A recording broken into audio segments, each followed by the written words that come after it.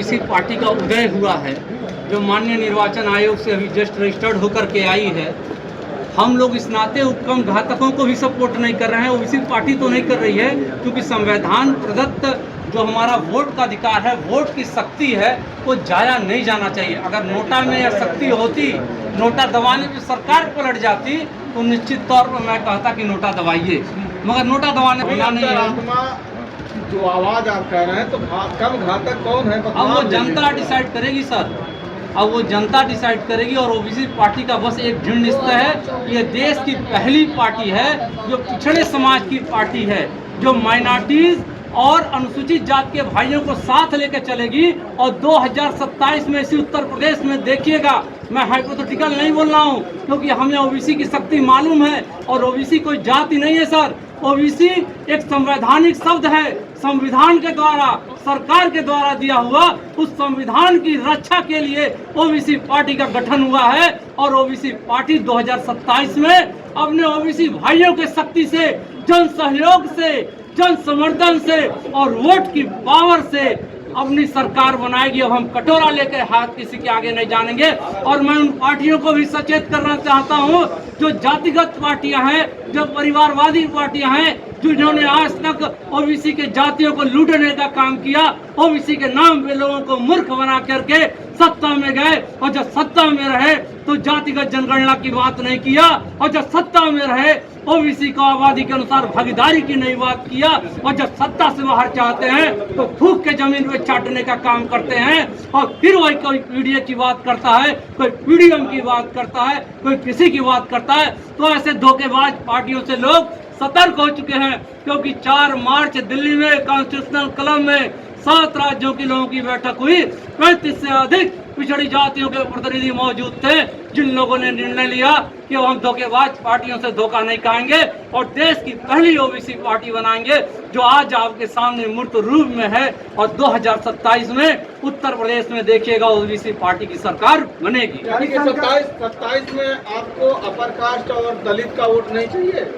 बिल्कुल चाहिए। हमारे अपर कास्ट के समाज जो ओबीसी पार्टी का मोटो है वह यह है कि हमारे लिए सबसे पहले राष्ट्र है, और देश के जितने भी भाई बहन हैं, जितने भी देशवासी हैं, वो सारे हमारे भाई बहन हैं। तो मगर हम ये भाजपा की क्या बात करेगी? भाजपा अपनी कथनी और करनी में जाकर देखे, कब ओबीसी क्यों नहीं आ सकता है? भाजपा की क्यों नहीं जातिगत जनगणना करा दे रही है? क्यों नहीं आबादी के अनुसार भागीदारी दे रही है? सुप्रीम कोर्ट में हमारा 0 प्रतिनिधित्व है, सेंट्रल सेक्रेटरिएट में मात्र 3 सेक्रेटरिएट है, यूजीसी में यूनिवर्सिटीज में आप जाइए 3% कम सेक्रेटरिएट है। क्या बात करेंगे आप? उनके टिकट बंटवारे को जाके देख लीजिए। वो सत्ता में थे। मेरा सवाल है, तेजस्वी जी को मैं सपोर्ट कर रहा हूँ, मगर अखिलेश जी की जहाँ तक या अन्य पार्टियों की जो बात है, जब ये लोग सत्ता में, इनसे मेरा क्वेश्चन है, इस क्वेश्चन का हमारे जवाब दें। जब वो सत्ता में थे, क्यों जातिगत जनगणना ने काम किया? क्यों उनका पीडीए का फार्मूला तब नहीं आया? क्यों नहीं उन्होंने बिहार की तरीके से उत्तर प्रदेश में जातिगत जनगणना करा दिया? बिहार में राजद के साथ है, लेकिन यहाँ अलग है। हम इस वक्त किसी का साथ नहीं दे रहे हैं। हम 2027 में फुल टारगेट के साथ हैं कि 27 में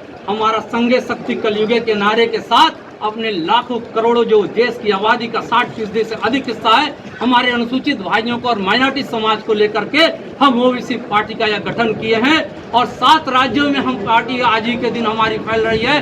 और 20 तारीख से हम लोग सदस्यता अभियान कर रहे हैं, जिसमें उत्तर प्रदेश के चौरी चौरा की क्रांति स्थली से शुरू होगी, ओडिशा के बाड़ी विधानसभा से शुरू कर रहे हैं, और बिहार के हमारे प्रभारी डॉक्टर कुशवाहा जी बैठे हुए हैं, वो सिवान से शुरू कर रहे हैं। तो आप तो तेजस्वी की तारीफ कर रहे हैं, तो वो क्या कर पाएंगे? नहीं, तेजस्वी की देखिए, आज मैंने तेजस्वी की तारीफ इस नाते किया कि जो वहाँ गठबंधन की सरकार थी, उसने जातिगत जनगणना, जो सरकार अच्छा काम करेगी उसकी तारीफ करेंगे, इसका भी मुद्दा रखना चाहिए।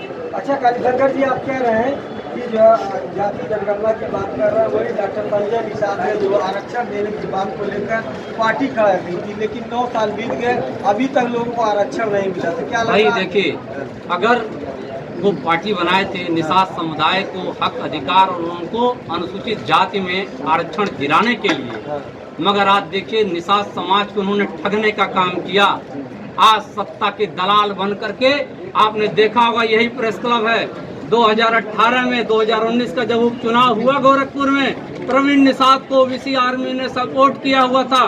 संजय निषाद मेरे बगल में बैठे हुए थे, बैठ के आप लोगों के बीच मैंने प्रेस कॉन्फ्रेंस किया था, संजय निषाद के लिए मैंने समर्थन मांगा था और पूरा ओबीसी समाज लग करके इस ऐतिहासिक सीट को बदलवाने का काम किया था। परवीर निषाद को संसद में भेजने का काम किया था, मगर उस व्यक्ति ने कभी ओबीसी की आवाज नहीं उठाया, ना ही निषाद समाज के, क्योंकि वो सत्ता की मलाई चाटने वाले लोग हैं। उनको निषाद समाज ही हो चुका है, जान चुका है। ओबीसी पार्टी एक गारंटी देती है 2027 में जब सरकार बनाएगी, सबसे पहला काम मछुआरा और जो 17 जातियां हैं उनको अनुसूचित समाज में डालने का काम करेगी। अगर जनता आपको सत्ता में चाबी देती है तो क्या लग रहा है कि आप जाति जनगणना करा पाएंगे? निश्चित तौर पे कराएंगे, क्योंकि ये मेरा पहला एम है और जाति के अनुसार भागीदारी भी देंगे और टॉप टू बॉटम हम भागीदारी देंगे। आज कोलेक्ट्रल भर्तियां कराई जा रही हैं, उसमें पिछड़ा वर्ग कहीं नहीं है, सीधे आईएएस की नौकरी मुहैया करा दी जा रही है। कितना बड़ा गैर संवैधानिक काम हो रहा है। आज देखिए यूनिवर्सिटियों में भर्ती हो रही है, कहीं आरक्षण लागू हो रहा है, कहीं आरक्षण। क्या हमारे बेटे को प्रोफेसर बनने का अधिकारी नहीं है? क्या हमारा बेटा आज आईएएस बनने का अधिकारी नहीं है? आज कंपटीशन देख लीजिए, कंपटीशन बीट कर रहे हैं, आरक्षण का कहीं उनको सहारा नहीं मिल रहा है, मगर कहीं न कहीं धोखा दिया गया। 27 बाबा साहब जो भीमराव अंबेडकर ने आर्टिकल 340 के अंतर्गत जो अनुच्छेद के तहत पिछड़ी जातियों को आरक्षण मिला, मंडल कमीशन ने हमें कहा था कि 1931 में सोचिए, यह देश आज कहा रहा विकसित भारत है, यह विकासशील भारत है, 2029 में विकसित हो जाएगा। सोचिए, जातियों की जनगणना तक नहीं करा गई, आपको स्टैटिक्स ही नहीं पता है, तो आप जन कल्याणकारी योजनाएं कहाँ से बनाएंगे? इसके पीछे सरकार की क्या मंशा? 2011 के बाद से जो जनगणना ही नहीं हुई।